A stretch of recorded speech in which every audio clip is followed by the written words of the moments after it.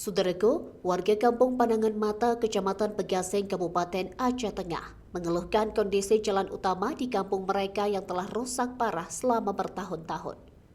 Akses jalan tersebut menjadi jalur vital bagi sekitar 250 warga yang bergantung pada jalan tersebut untuk mobilitas sehari-hari, termasuk anak-anak yang menggunakan jalan tersebut untuk bersekolah di Takengon. Menurut pengakuan warga setempat, kondisi jalan ini sudah rusak parah sejak belasan tahun lalu, namun belum ada perhatian serius dari pihak berwenang. Desa ini dihuni oleh masyarakat yang mayoritas berprofesi sebagai petani kopi. Jalan ini juga merupakan akses utama bagi warga yang hendak membawa hasil pertanian mereka ke pusat kota untuk dijual. Kemudian, pada saat hujan, jalan tersebut akan digenangi air dan berlumpur sehingga menyulitkan pengendara yang melintas. Ditambah lagi, kondisi jalan yang turun dan menanjak dengan tekstur bebatuan besar sering membuat warga yang melintas kesulitan dalam melintas.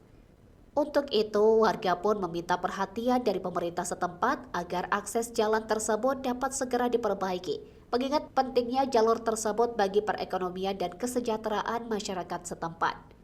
Dari Aceh Tengah, Alga Mahati Ara, Tribun Gayo.